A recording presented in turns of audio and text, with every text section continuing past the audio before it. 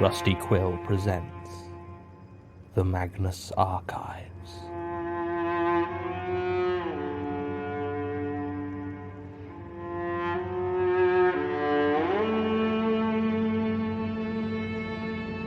Episode 1, Anglerfish.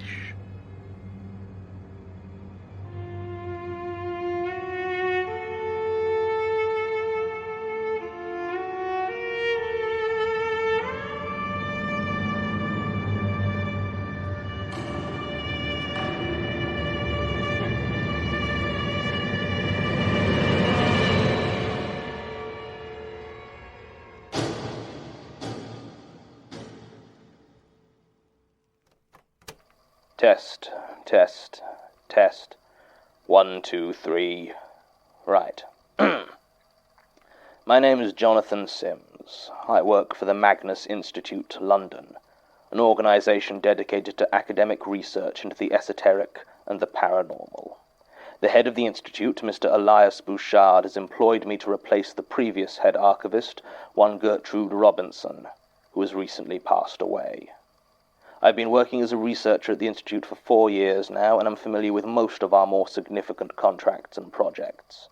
Most reach dead ends, predictably enough, as incidents of the supernatural, such as they are, and I always emphasize there are very few genuine cases, tend to resist easy conclusions. When an investigation has gone as far as it can, it is transferred to the archives. Now, the Institute was founded in 1818, which means that the archive contains almost 200 years of case files at this point. Combine that with the fact that most of the Institute prefers the ivory tower of pure academia to the complicated work of dealing with statements or recent experiences, and you have the recipe for an impeccably organized library and an absolute mess of an archive. This isn't necessarily a problem. Modern filing and indexing systems are a real wonder, and all it would need is a half-decent archivist to keep it in order. Gertrude Robinson was apparently not that archivist. From where I am sitting, I can see thousands of files, many spread loosely around the place, others crushed into unmarked boxes. A few have dates on them, or helpful labels such as 86-91G/H. Not only that, but most of them appear to be handwritten or produced on a typewriter, with no accompanying digital or audio versions of any sort. In fact, I believe the first computer to ever enter this room is the laptop that I brought in today.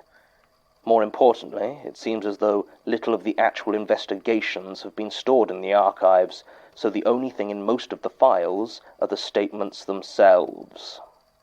It is going to take me a long time to organize this mess. I've managed to secure the services of 2 researchers to assist me. Well, technically 3, but I don't count Martin, as he's unlikely to contribute anything but delays.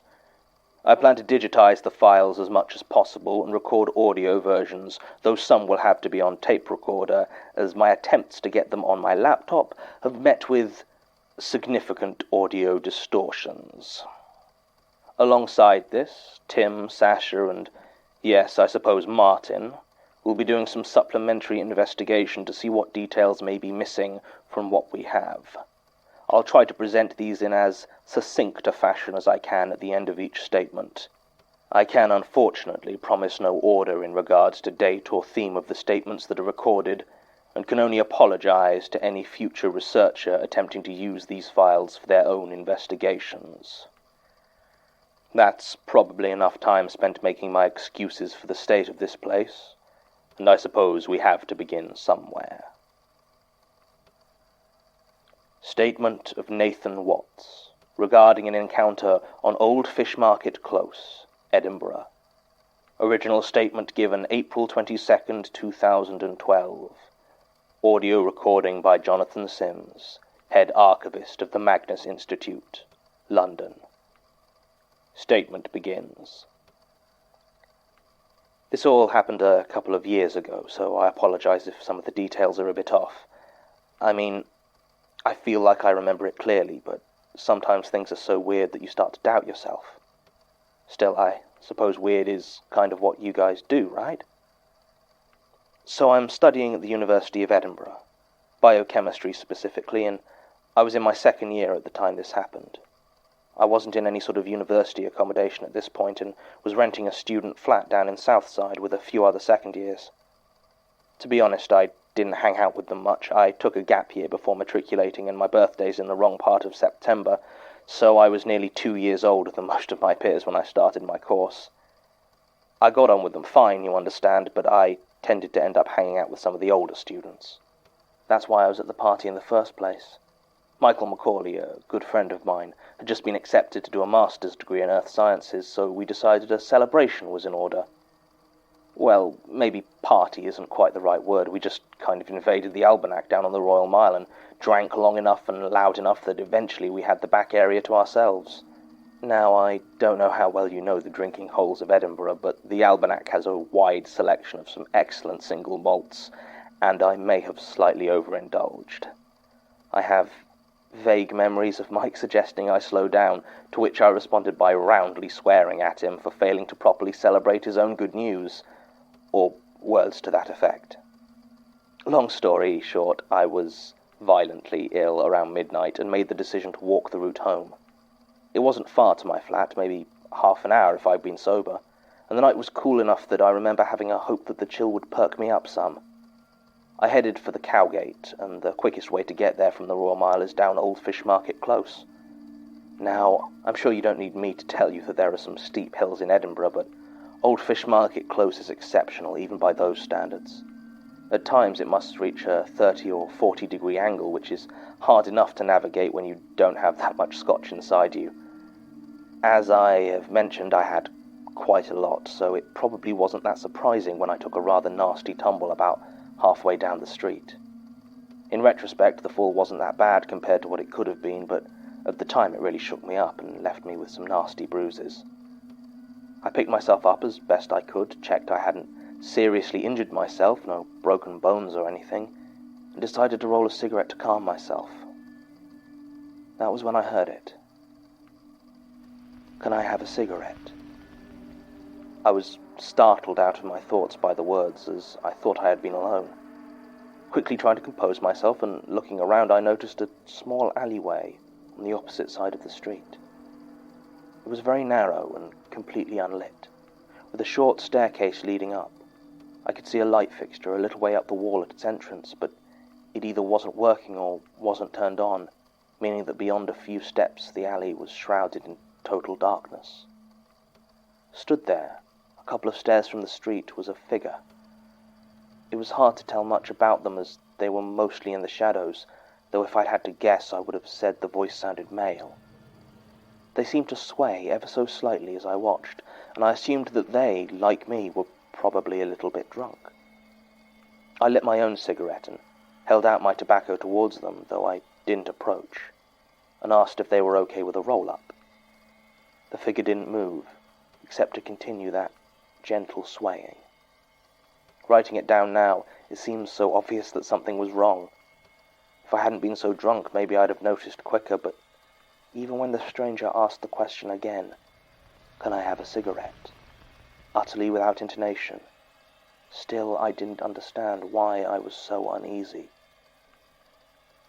I stared at the stranger, and as my eyes began to adjust, I could make out more details. I could see that their face appeared blank, expressionless, and their skin seemed damp and slightly sunken, like they had a bad fever.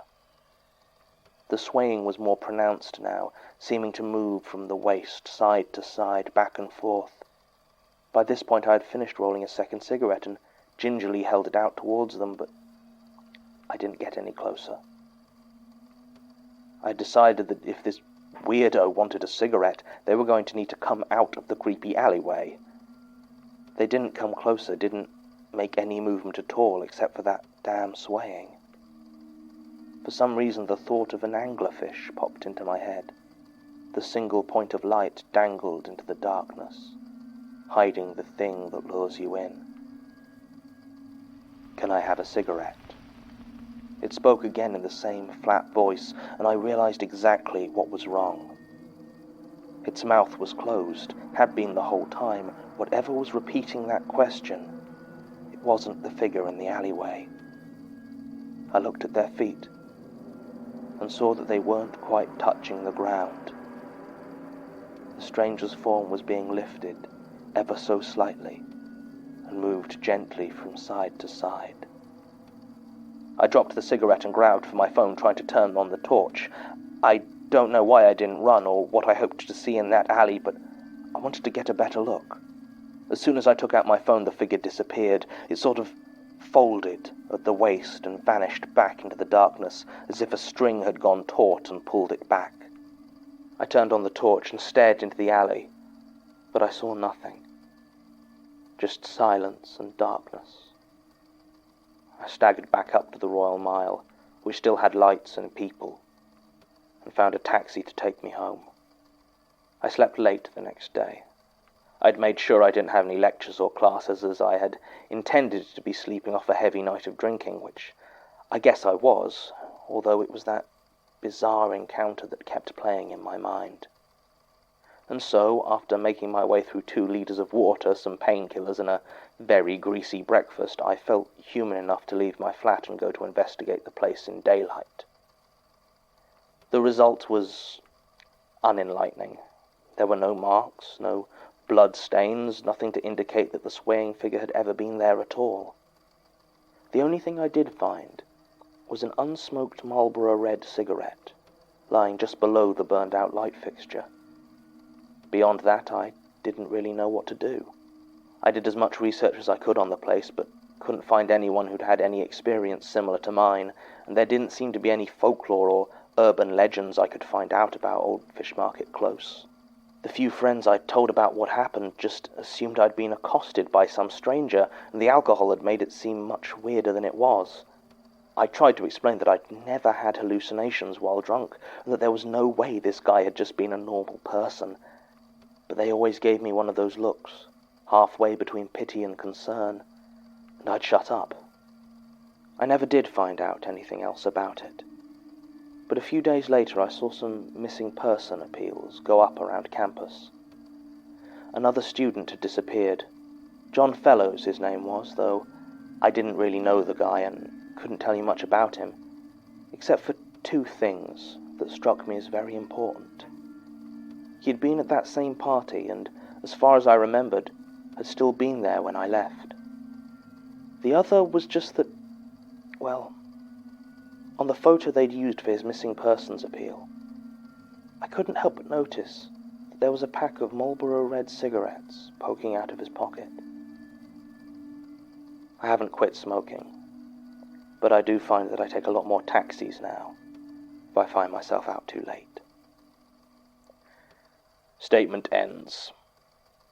The investigation at the time and the follow-up we've done over the last couple of days have found no evidence to corroborate Mr. Watt's account of his experience. I was initially inclined to refile this statement in the discredited section of the archive, a new category I've created that will, I suspect, be housing the majority of these files.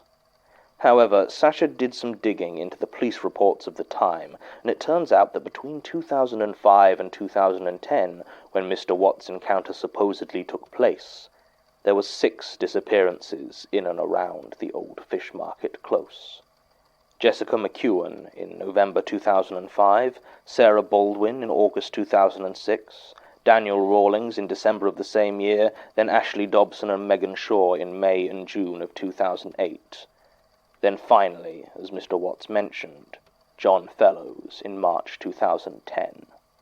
All 6 disappearances remain unsolved.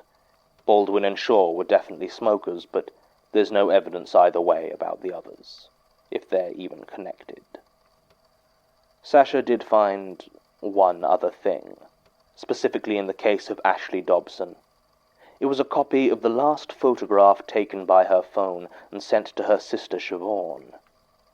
The caption was, "Check out this drunk creeper, LOL." But the picture is of a darkened, apparently empty alleyway, with stairs leading up into it. It appears to be the same alleyway which Mr. Watts described in his statement, the one that, according to maps of the area, leads to Tron Square. But there doesn't seem to be anyone in the photograph at all. Sasha took the liberty of running it through some editing programs, though, and increasing the contrast appears to reveal the outline of a long, thin hand, roughly at what would be waist level on a male of average height. I find it oddly hard to shake off the impression that it's beckoning. End recording.